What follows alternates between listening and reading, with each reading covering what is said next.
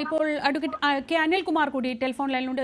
CPM നേതാവ് ശ്രീ അനിൽകുമാർ, കേരളത്തിൽ love ജിഹാദ് എന്നൊന്നും നടക്കുന്നില്ല എന്നത് തന്നെയാണ് എക്കാലത്തും ഇങ്ങനെ ആരോപണങ്ങൾ പലപ്പോഴൊക്കെ ഉയർന്നു വന്നപ്പോഴും സർക്കാർ എടുത്തിട്ടുള്ള പ്രഖ്യാപിത നിലപാട്. അങ്ങനെയൊന്നും കേരളത്തിൽ നടക്കുന്നില്ല. പക്ഷേ ഇപ്പോൾ കത്തോലിക്ക സഭ തന്നെ ഇന്നലെ സിറോ മലബാർ സഭയുടെ പബ്ലിക് അഫയേഴ്സ് കമ്മിറ്റിയുടെ അധ്യക്ഷനായിട്ടുള്ള ഫാദർ ജെയിംസ് കോക്കവായിൽ തന്നെ പറയുകയാണ്, ഇത് മതപരിവർത്തനം എന്ന വകുപ്പ് ഇതിൽ ചേർത്തിട്ടില്ല, അങ്ങനെ ഒന്ന് നടന്നിട്ടുണ്ട്, കൃത്യമായി അതിലേക്ക് വിരൽ ചൂണ്ടുന്നതാണ് ഈ സംഭവം എന്ന് പറയുകയാണ്.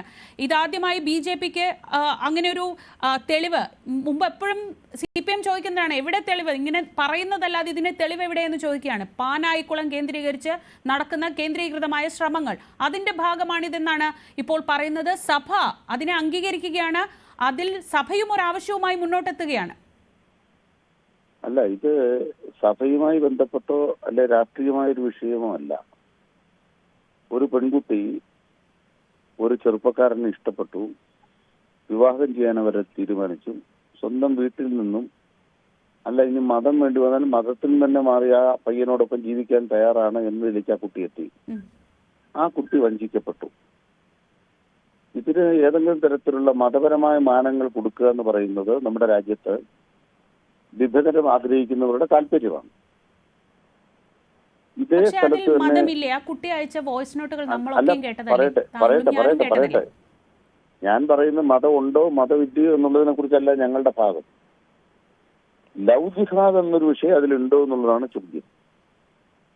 ഇത് ഏതെങ്കിലും ഒരു മതസംഘടന തങ്ങളുടെ നാട്ടിൽ ഇസ്ലാം മതത്തിലേക്ക് കൂടുതൽ ആളുകളെ ചേർക്കണം എന്ന തരത്തിൽ ഒരു ക്യാമ്പയിന്റെ ഭാഗമായി ഉണ്ടായ കാര്യമാണോ, അതോ ആ വീട്ടിലെ മാതാപിതാക്കളുടെ താല്പര്യപ്രകാരം മാത്രം ഉണ്ടായിട്ടുള്ളതാണോ എന്ന് ഫലപ്രദമായ ഒരു അന്വേഷണത്തിലൂടെയാണ് വെളിയിൽ വരിക.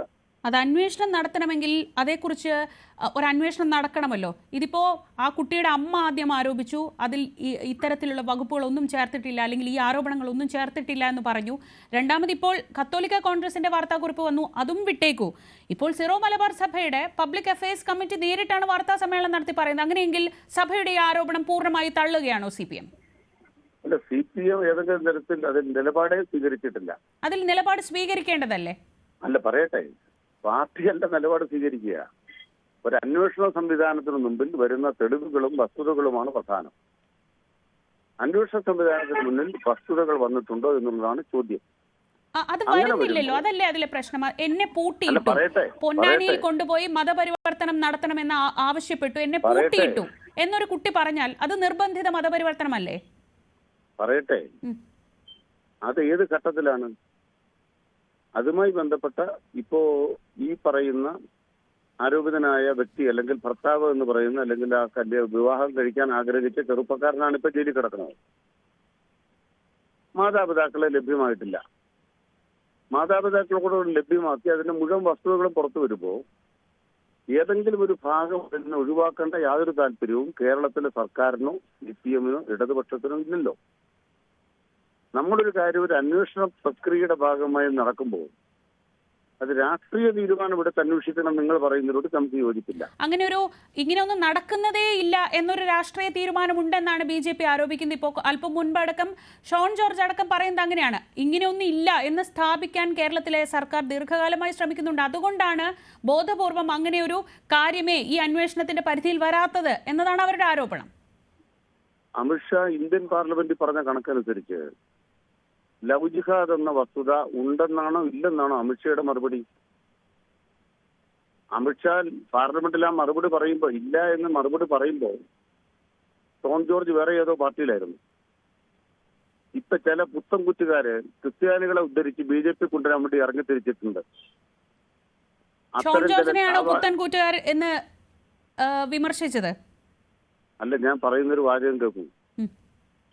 ലവ് ജിഹാദ് എന്ന് പറയുന്നത് ഇന്ത്യയിൽ ഉണ്ടോ ഇല്ലയോ എന്ന ചോദ്യത്തിന് മുമ്പിൽ ഇല്ല എന്നാണ് അമിത്ഷാ ഉത്തരം പറഞ്ഞത്.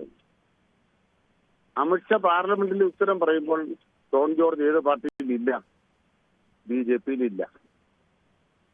ആ പുത്തൻ കുറ്റുകാര് അത്തരമൊരു ആഖ്യാനം ഉണ്ടാക്കാൻ കാസ എന്ന് പറയുന്ന സംഘടന ഉൾപ്പെടെ ഇറങ്ങി തിരിച്ചിട്ടുണ്ട്. ശരി, കാസയും ബി.ജെ.പിയും വിടൂ ശ്രീ അനിൽകുമാർ. ഇതിപ്പോ സീറോ മലബാർ സഭ നേരിട്ടല്ലേ ആരോപണം ഉന്നയിക്കുന്നത്? ഞാൻ പറയുന്നത് ഞങ്ങൾക്കിപ്പോ ലവ് ജിഹാദ് ഉണ്ടോ ഇല്ലയോ എന്നുള്ളതിനെ കുറിച്ച് ഞങ്ങളുടെ രാഷ്ട്രീയമായ തീരുമാനം എടുക്കേണ്ട കാര്യമല്ലല്ലോ. CPM വിടൂ അതിൽ നിന്ന്. പക്ഷെ അവർക്ക് ഇങ്ങനെ ഒരു ആശങ്കയുണ്ടെങ്കിൽ അത് സർക്കാർ ഭരിക്കുന്ന LDFും അതിനെ നയിക്കുന്ന CPM ഒക്കെ അതൊന്ന് കണക്കിലെടുക്കേണ്ടതല്ലേ? ഇപ്പോൾ സഭയുടെ ഭാഗത്ത് നിന്ന് ഇങ്ങനെ ഒരു ആരോപണം അവരൊരു വാർത്താ സമ്മേളനം വിളിച്ച് പറയുകയാണ്. വെറുതെ എവിടെയെങ്കിലും ഫേസ്ബുക്ക് പോസ്റ്റ് പോലുമല്ല, ഒരു വാർത്താ സമ്മേളനം വിളിച്ച് അവർ പറയുകയാണ്. ഒരു കാര്യം വ്യക്തമാക്കാൻ ആഗ്രഹിക്കുന്നു. ഏത് തരത്തിലുമുള്ള നിയമലംഘനത്തിനും അതിൻ്റെതായ നിയമ നടപടികൾ കേരളത്തിൽ ഉറപ്പായിരിക്കും. അതിൽ മതപരിഗണന ഉണ്ടാവില്ല. ഈ പറയുന്ന സ്ഥലത്താണ് ഒരു അധ്യാപകന്റെ കൈവെട്ടിയത്. തൊടുപുഴയിൽ ഒരു അധ്യാപകന്റെ കൈവെട്ടപ്പെട്ട അധ്യാപകന്റെ ഭാര്യ ആത്മഹത്യ ചെയ്തു. ഒരു സംഘടന വന്ന് തീരുമാനമെടുത്ത് കൈവെട്ടുന്നു.